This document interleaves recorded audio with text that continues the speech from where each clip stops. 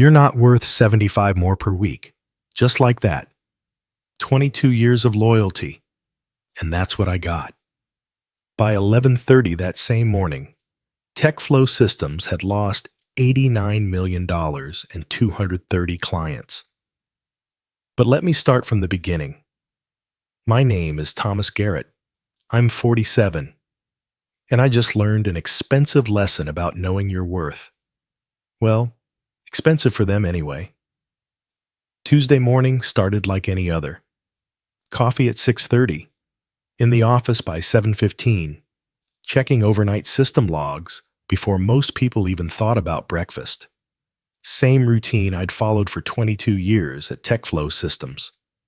Started there when we had 50 people crammed into a converted warehouse in Austin. Watched it grow into a 2,000-employee corporation with offices in 3 states. I'd been putting off this conversation for months, hell, maybe years. The company just announced record profits, $340 million last quarter. James Norwood, our CEO, bought his 3rd vacation home last month. Meanwhile, I'm still making $78,000 a year. Same number for 4 years running, while everything else got more expensive. My son's college tuition went up 12% this year alone. So I scheduled a meeting with Austin Brooks. Yeah, that Austin Brooks. James Norwood's nephew. 29 years old, MBA from some fancy school. Been at the company exactly 18 months. Never worked anywhere else. Never troubleshot a critical system failure. Never had to explain to angry clients why their data was temporarily unavailable. The conference room smelled like Austin's expensive cologne when I walked in at 8:30. He barely looked up from his laptop. "Tom, what can I do for you?" I wanted to discuss my compensation. I've been here 22 years, and my last raise was 4 years ago. I'm requesting an increase of $75 per week. $75 per week. That's $3,900 a year, about what the company spends on Austin's monthly business lunches. Austin leaned back in his chair with that smirk I'd grown to hate. "Tom, I appreciate your dedication. I really do. But we need to be realistic about your value proposition here." Value proposition. This kid who needed help resetting his email password was talking about value propositions. You've been here a long time, but frankly, your skill set is becoming outdated. We're moving toward cloud-based solutions, agile methodologies. Your legacy thinking isn't really aligned with our strategic direction. Legacy thinking. 22 years of keeping their systems running was legacy thinking. That's when Ethan Walsh stuck his head in. Our VP of Operations, 31 years old, another MBA hotshot, with about as much hands-on technical experience as my neighbor's cat. "Everything okay in here?" "Tom's asking for a raise," Austin said, like I'd asked for his firstborn child. Ethan actually laughed. "A raise? Tom, buddy, you're not worth 75 more per week. We've got interns who understand our cloud infrastructure better than you do." There it was. After 22 years of being the guy who came in during Hurricane Harvey to keep the servers running while half the city was underwater. After training dozens of employees who went on to make twice my salary at other companies. After being the one person who could fix problems that left everyone else scratching their heads. Not worth $70 more per week. Besides, Austin added, we're looking at automating a lot of the processes you handle manually. Your role might be redundant in the next few months anyway. Redundant. The guy who built half their core systems was redundant. I sat there for maybe 10 seconds. Then I stood up, straightened my tie, and said, I understand. Thank you for your time. Austin looked surprised. Probably expected me to argue or beg or get emotional. But I'd learned something in 22 years of corporate life. Don't give them the satisfaction. I walked back to my desk and started cleaning out my personal items. Not making a scene, not slamming drawers. Just quietly packing my coffee mug, the photo of my son at his high school graduation, my backup reading glasses. Where are you going? Patricia Coleman from HR walked over. Pat was 52, one of the few people left who remembered the early days.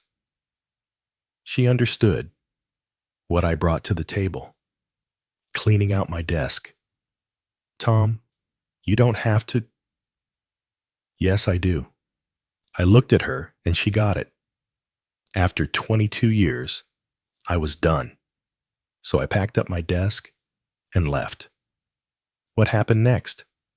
Well, Austin and Ethan were about to get an education about the difference between knowing how to use technology and actually understanding how it works. When you build a company's infrastructure from the ground up, you make certain decisions. You create certain dependencies. Over the years, I documented most of these through official channels. But there were always those quick fixes, those emergency patches, those will formalize this later solutions that somehow never got properly documented. I'd built custom fixes over the years, band-aids that needed changing every few days. Guess who was the only one who knew where they were? Take the authentication protocol I wrote in 2018 when we had that security breach. Buried deep in the system, invisible unless you knew exactly where to look. Every 72 hours, it needed a specific maintenance routine to prevent system conflicts. I'd been doing it automatically, Monday, Wednesday, Friday at 11:30 a.m. Then there was the backup validation script that ran Tuesday and Thursday. Sure, we had automated backups, but automated doesn't mean functional. My script actually verified the backup data integrity. Without it, those backups were just expensive digital paperweights. And the client data synchronization process for our biggest accounts. Official documentation said it was fully automated, and it was, except for the part where legacy client data needed manual verification every few days to prevent corruption. Another one of those Tom just handles it tasks that never made it into the procedures manual. I wasn't planning anything vindictive. That's not who I am. But I also wasn't going to spend my last day creating detailed handover documents for people who just told me I wasn't worth a modest raise. Instead, I finished packing, sent a brief email to Pat confirming my immediate resignation, and walked out the door. No drama, no speeches, no burning bridges. Just a professional exit from a company that had forgotten what professionalism looked like. I was pulling out of the parking lot when my phone started buzzing. First call came at 11:32 a.m., exactly 2 minutes after my usual maintenance window for that authentication protocol. Austin Brooks.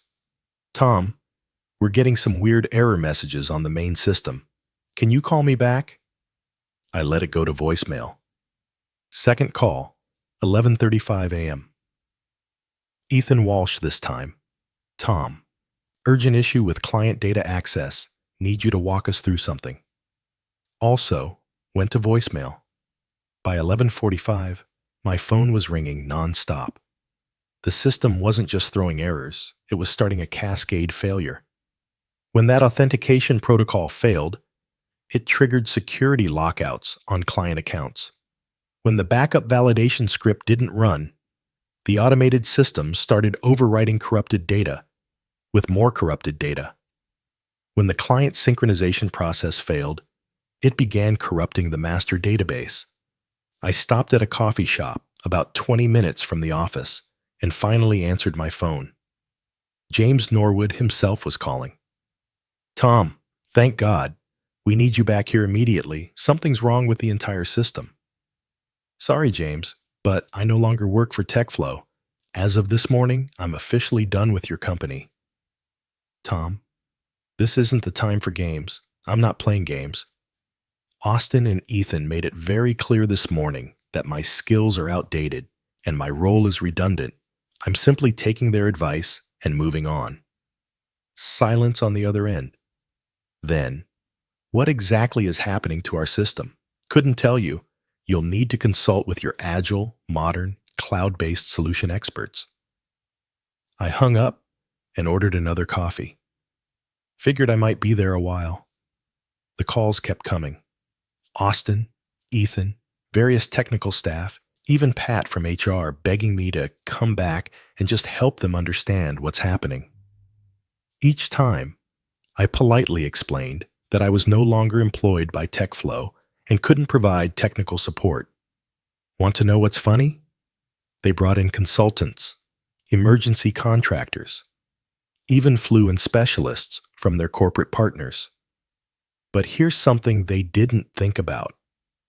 You can't Google institutional knowledge. You can't hire it as a consultant for a few hours.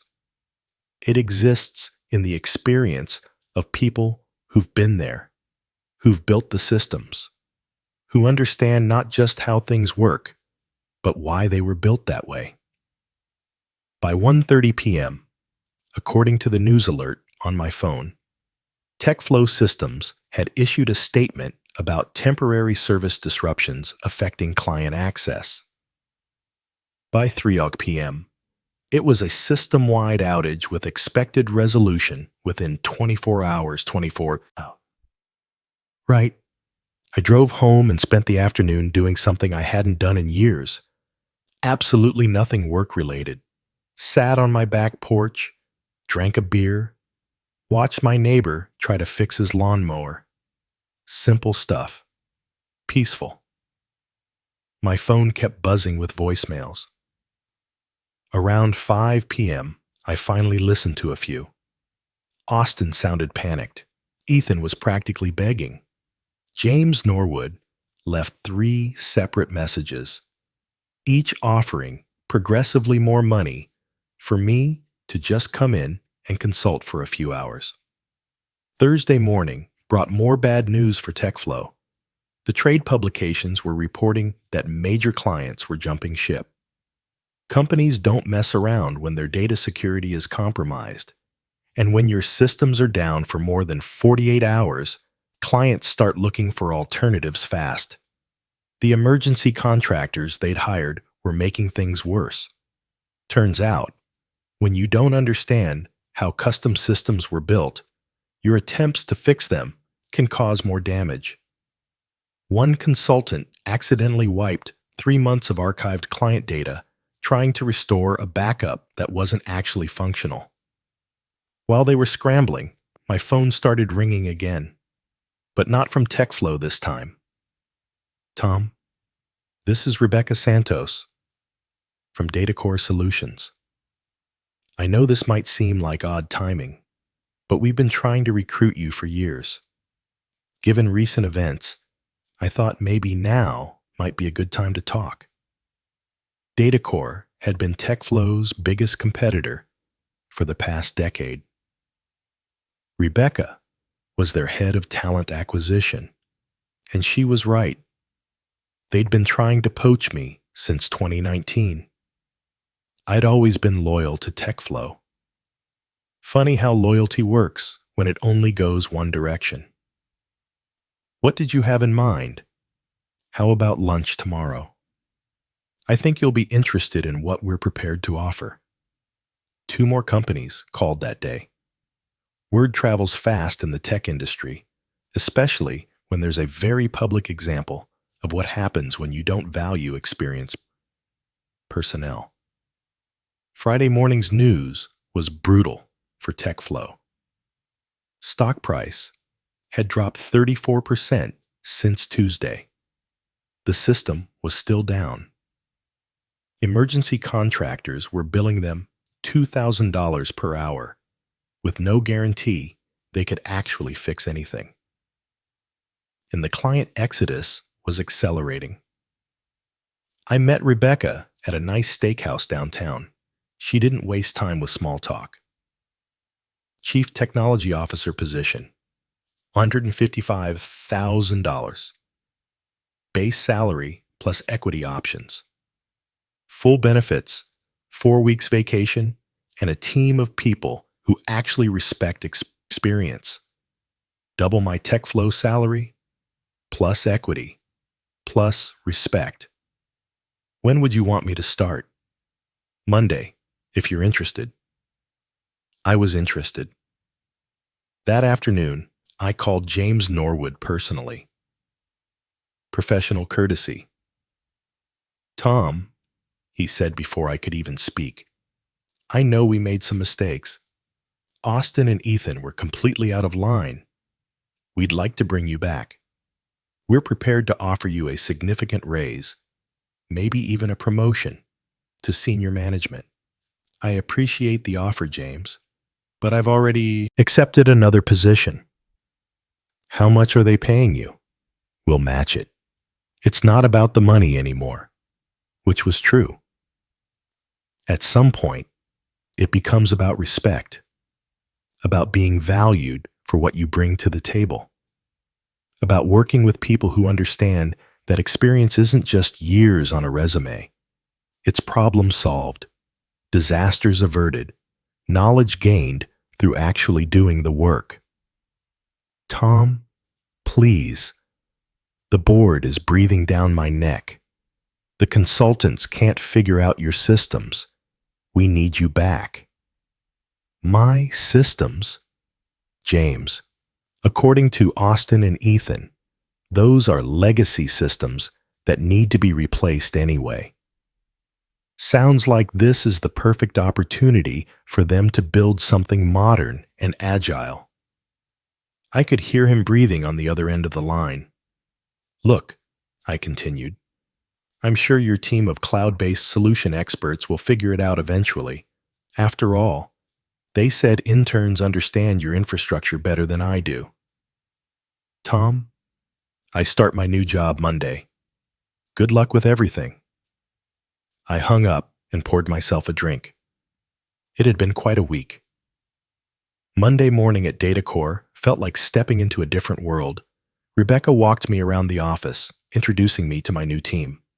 These weren't kids fresh out of college with attitudes. They were professionals who'd been doing this work for years and understood what experience actually meant. Tom built the infrastructure at TechFlow from the ground up, Rebecca told the team. We're lucky to have someone with his institutional knowledge. Institutional knowledge. At DataCore, that was a valuable asset. At TechFlow, it had been legacy thinking. My first week was mostly meetings and getting familiar with their systems. Professional, well-documented systems with proper backup procedures and clear maintenance protocols. Everything I'd tried to implement at TechFlow over the years, but never had the resources or management support to do properly. Meanwhile, TechFlow was making headlines for all the wrong reasons. By the end of my first week at DataCore, the trade publications were reporting that TechFlow had lost 230 major clients. Their stock had dropped another 15%. The emergency contractors had racked up $3.2 million in bills and still hadn't restored full functionality. Austin Brooks was no longer answering his phone. Word was, he'd been restructured out of his position. Ethan Walsh had jumped ship to a startup that specialized in cryptocurrency solutions. Good luck with that. The real damage to TechFlow wasn't just the immediate system failure. It was the reputation hit. In the tech industry, reliability is everything. When prospective clients Google your company name, and the first results are articles about catastrophic system failures, it doesn't matter how good your sales pitch is. James Norwood tried calling me a few more times that second week. I didn't answer, but I listened to the voicemails. They got progressively more desperate. The board was threatening to remove him. The insurance company was fighting the claim. Clients were demanding penalty payments for breach of service agreements. The final tally, according to their quarterly report that came out 6 weeks later, was $89 million in direct losses, emergency contractor fees, penalty payments, legal costs, lost revenue from departed clients. But the real number was probably double that when you factored in the long-term damage to their reputation and market position. Here's what Austin and Ethan never understood. When you push out someone with 22 years of experience, you're not just losing one employee. You're losing 2 decades of problem-solving knowledge, relationship building, and understanding of how all the pieces fit together. Every system I'd built had dependencies. Not because I was trying to make myself indispensable, but because that's how complex systems work in the real world. You build on what exists. You create workarounds for limitations. You develop solutions that integrate with legacy infrastructure. Over time, these connections become invisible to everyone except the person who built them. The consultants TechFlow hired were competent enough, but they were looking at individual components without understanding the ecosystem. It's like trying to fix a car engine when you don't know how the transmission connects to the electrical system. You might get the engine running, but good luck driving anywhere. 3 months after I left, TechFlow announced they were exploring strategic partnerships. Corporate speak for, "We're looking for someone to buy us before we go completely under."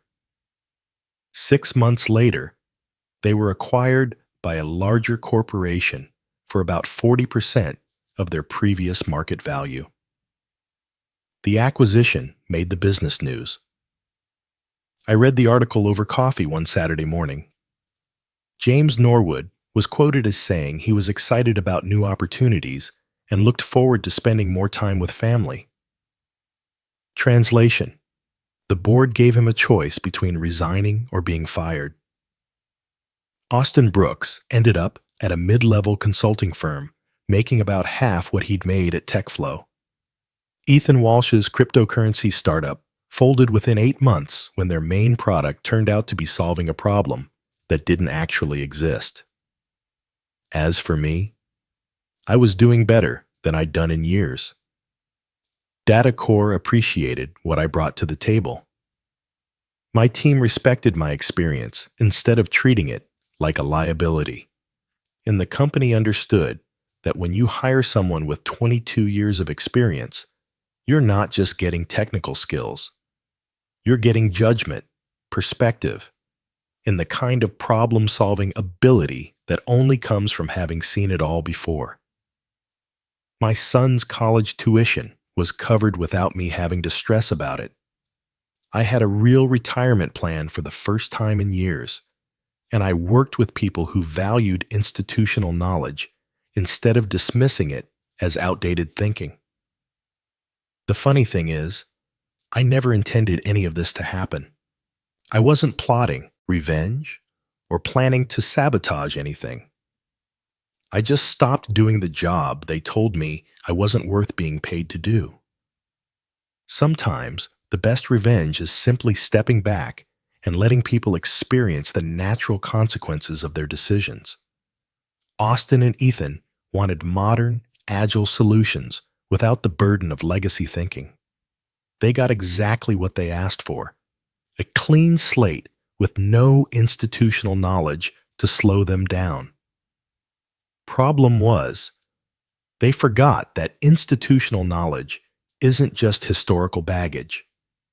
It's the accumulated wisdom that prevents you from making expensive mistakes. When you throw that away because it seems outdated, you often end up learning those same lessons the hard way. And learning them the hard way, as TechFlow discovered, can be very expensive indeed. The market has a way of correcting these kinds of mistakes. Companies that don't value experience eventually pay the price for that decision. Sometimes it takes months, sometimes years. In TechFlow's case, it took about 52 minutes. 2 years later, I'm sitting in my new office at DataCore, looking out at downtown Austin. Corner office, nice view. Team of 12 experienced engineers who actually listen when I talk. Funny how things work out. My phone buzzed. Email from LinkedIn. Someone wanted to connect. Patricia Coleman, formerly of TechFlow Systems. I accepted and sent her a quick message asking how she was doing. Her response came back within minutes. She'd landed at a healthcare tech company about 6 months after TechFlow got bought out. Better pay, better benefits, better management. Best thing that ever happened to me, she wrote. Getting laid off in the acquisition was a blessing. That's how most of the TechFlow story ended. People scattered to the wind, mostly landing in better situations. Turns out, when a company publicly demonstrates that it doesn't value its people, those people become very attractive to competitors who do. The whole TechFlow mess became something of a cautionary tale in the Austin tech scene. I've been asked to speak at a couple of industry events about the importance of institutional knowledge and how to avoid brain drain. Never thought I'd be giving speeches, but apparently my story resonates with people. The talk I gave last month was to a group of startup CEOs and VPs. Young crowd, mostly guys in their 30s who'd raised venture capital and were scaling quickly. Same demographic as Austin and Ethan, basically. How many of you have employees over 45? I asked the room of about 80 people. Maybe 20 hands went up. How many of you think experience is less valuable than fresh thinking? About half the room raised their hands. Okay, let me tell you a story about a company that thought the same thing. After the talk, several people came up to ask questions. One guy, probably around Austin's age, said something that stuck with me. I never thought about the cost of losing institutional knowledge. We've been pushing out older employees to make room for cheaper, younger talent. How's that working out for you? Well, we keep having the same problems over and over. Stuff that should be simple takes forever because no one remembers how we solved it before. That's the thing about experience. It's not just about knowing how to do something. It's about remembering all the ways not to do it. Every mistake you've made, every problem you've solved, every shortcut that seemed like a good idea but turned into a disaster 6 months later. That's the knowledge you're throwing away when you decide someone is too expensive or set in their ways. I still run into former TechFlow people around town. Most are doing well.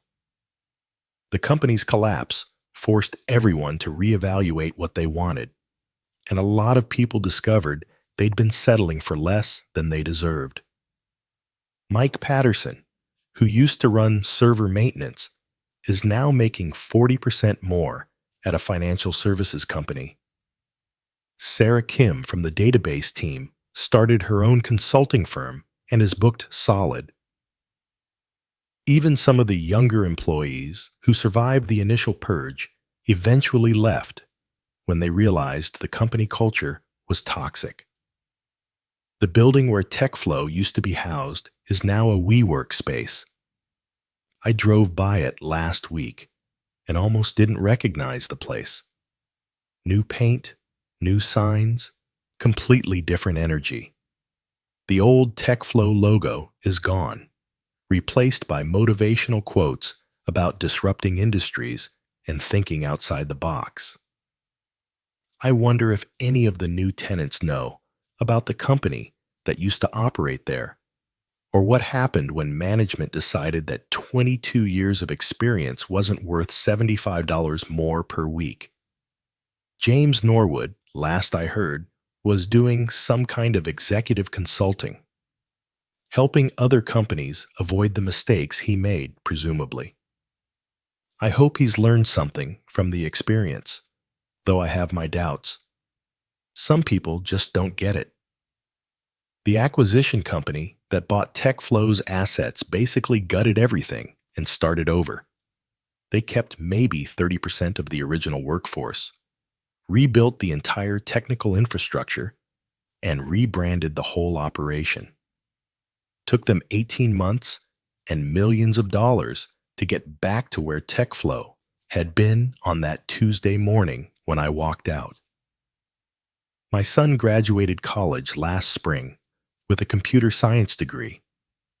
He's working for a tech company in Seattle, making more in his first job than I made after 15 years at TechFlow. When I told him the whole story, he just shook his head. "Dad, you should have left years earlier." He's probably right. Loyalty is a two-way street, and I'd been traveling it alone for too long. These days, when younger colleagues ask me for career advice, I tell them the same thing. Know your worth, and don't be afraid to find an employer who recognizes it. Companies that don't value experience will eventually pay the price for that decision, but you don't have to stick around to watch it happen. The market is pretty efficient at correcting these kinds of mistakes. Companies that treat people well tend to succeed. Companies that don't tend to fail, or at least struggle more than they need to. TechFlow learned that lesson the expensive way. As for me, I'm 49 now, making more money than I ever thought possible, working with people who respect what I bring to the table. My retirement is on track. My son is launched and successful, and I sleep better at night, knowing I'm valued for my contributions. Sometimes, the best revenge really is just living well. And getting paid what you're actually worth doesn't hurt either. The moral of the story isn't complicated. If you're going to tell someone they're not worth a modest raise, you'd better make sure you can actually function without them. Because in today's competitive market, that person might just decide you're not worth their loyalty anymore. 22 years of experience walks out the door just as easily as it walks in. The difference is, it's a lot harder to replace than most people think, especially when you've just spent $89 million learning that lesson.